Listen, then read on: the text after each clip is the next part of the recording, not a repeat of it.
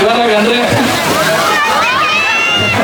ಆ ಕಾರಣಕ್ಕ ಇವತ್ತು ನಮ್ಮ ಹಳ್ಳಿ ಕಡೆ ಇಂಥ ದೇವ್ರ ಮೆರವಣಿಗೆಗಳು ಇವತ್ತು ಬಸಪ್ಪನವರು ಬಂದು ಮೆರೀತಾವ್ರೆ. ನನಗೆ 2 ಜೋಡಿ ಇತ್ತು, ನಮ್ಮ ರೈತರು ತಗೊಂಡ್ಬಂದವ್ರೆ. ಇವತ್ತು ಅದಕ್ಕಿಂತ ಬಹುಮುಖ್ಯ ಮೈಸೂರಲ್ಲಿ ಇದೇ ಆನೆ ಮೇಲೆ ಅಂಬಾರಿ ಹೋದ್ರೆ ಅಲ್ಲಿ ಬಹಳ ವಿಜೃಂಭಣೆಯಿಂದ ಮೆಸ್ತೀರ. ಇಂಥ ರೈತರು ಮಾಡ್ತಕ್ಕಂಥ ಕಾರ್ಯಗಳು ಬಂದು ಜೋಡಿಸ್ದೆ.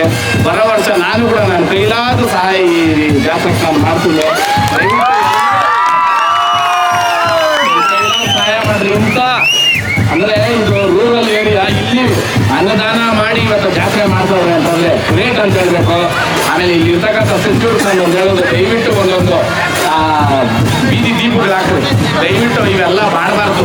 ಇಂಥ ಹಬ್ಬ ನಡೆಯೋ ಜಾಗದಾಗ ಒಂದು ಲಿಂಕ್ ಇಲ್ಲ. ಆ ರೋಡ್ ನೋಡಿದ್ರೆ ಭಯ ಆಗ್ತದೆ. ಮಾಡಬಾರ್ದು ಈ ಕೆಲಸಗಳು. ಸುಮ್ಮನೆ ದಯವಿಟ್ಟು ಓಟ್ ಹಾಕೋರು ನೀವು ಕೆಲಸ ಮಾಡೋಕೆ ಹಾಕ್ರಿ ಓಟು. ನಾನು ಯಾವುದೇ ಪಕ್ಷದ ಪರ ಅಲ್ಲ, ವ್ಯಕ್ತಿ ಪರ. ಕೆಲಸ ಯಾರು ಮಾಡ್ತಾರೋ ಅವ್ರಿಗೆ ಹಾಕ್ರಿ. ಸೂಕ್ತವಾದ ಇಲ್ಲಿ ಯಾರು ಇದ್ದೀರಾ ನೀವು ಅದರದ್ದೇ ಲೇಟ್ ಹೇಳ್ತಾ ಇರೋದು. ನನಗೆ ಅದು ಒಂಥರ ಕಾಡಕ್ಕೆ ಬಂದಂಗೆ ಆಯ್ತು ಅಲ್ಲಿ ಸ್ಟಾರ್ಟಿಂಗು.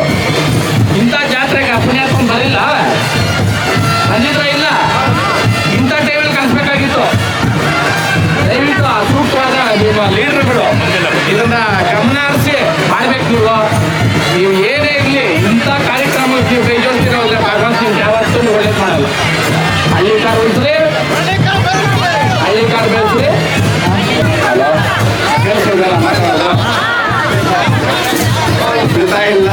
ನಾವು 2 ನಿಮಿಷ ನಮ್ಮ ಕಥೆ ಹೇಳ್ತೀವಿ.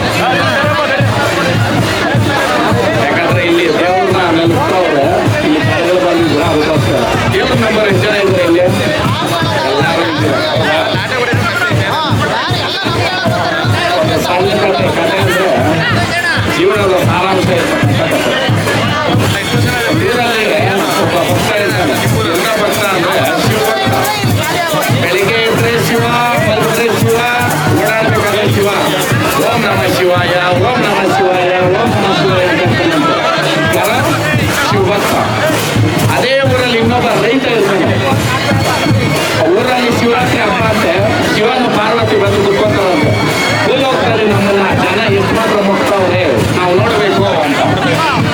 ಈ ಶಿವಭಕ್ತ 3 ಗಂಟೆ ರಾತ್ರಿ ಗೆದ್ದು ಸ್ನಾನ ಮಾಡಿಕೊಂಡು ಇವತ್ತು ಕಟ್ಟಿಗೆ ಹಾಕೊಂಡು ಓಂ ನಮ ಶಿವಾಯ, ಓಂ ನಮ ಶಿವಾಯ, ಓಂ ನಮ ಶಿವಾಯ ಅಂತ ಶಿವನ ದೇವಸ್ಥಾನ ಬರ್ತಾನಂತ. ಯಾರೋ ಶಿವಭಕ್ತ. ಅವನು ಹುಟ್ಟು ತಿರುಗೋಗಿ ಚೆನ್ನಾಗಿ ತಿಂದಿರಬೇಕು.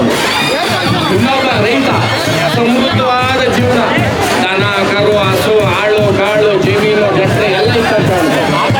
ಶಿವರಾತ್ರಿ ಹಬ್ಬದ ಅವನೇನ್ ಮಾಡ್ತಾರೆ ಗೊತ್ತಾ? ಅದೇ 3 ಗಂಟೆಗೆ ಅವ್ರು ಎತ್ತು ತಂಗಳನ್ನ ತಿಂದ್ಬಿಟ್ಟು ಎತ್ತುಗಳಿಗೆ ಉರುಳಿ ಬಿಟ್ಬಿಟ್ಟು ಬಂಡಿ ಕಟ್ಕೊಂಡು ಹೊಲ ಹೋಗ್ಬೇಕಂತೆ.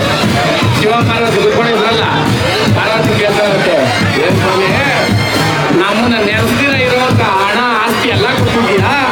ಶಿವ ಶಿವ ಶಿವ ಅನ್ನೋದು ಏನು ಕೊಡಲಿಲ್ಲ. ಯಾರೋ ಪಾರ್ವತಿ ಮದುವೆ ಆಗಿರೋದು ಗೊತ್ತಾಗ್ತಿತ್ತು. ಅಂದ್ರೆ ಎಲ್ಲಿ ಪಾಲಿಸ್ತು ಅಂತ ಓ ಅನ್ನೇಬೇಕಿಲ್ಲ ಅಂದ್ರೆ ಬಿಡಲ್ಲ. ಪಾರ್ವತಿ ಅನ್ನಂತೆ ಶಿವ ಆಗಲ್ಲ. ತಾಳಿ ಮೇಲೆ ಪ್ರಮಾಣ ಅಂದಂತೆ. ಅಯ್ಯೋ ಸ್ವಲ್ಪ ಪ್ರಮಾಣ ಇಟ್ಬಿಟ್ಟೆ ಪಾರ್ವತಿ.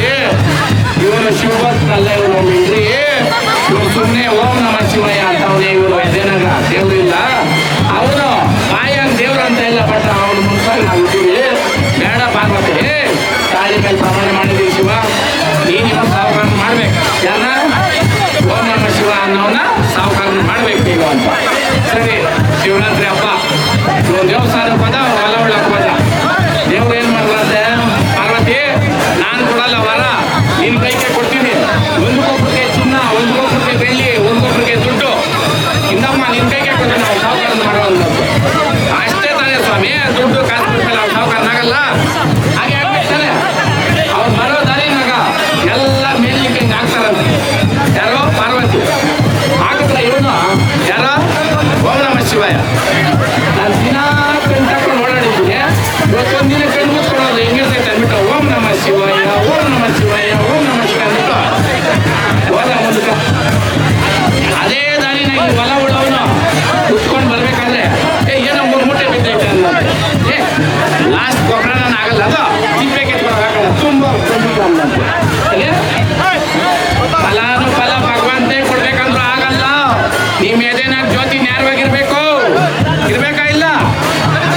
ಓಂ ನಮ ಶಿವಾಯ ಅಂದ್ಬಿಟ್ರೆ ಭಗವಂತ ಬರಲ್ಲ.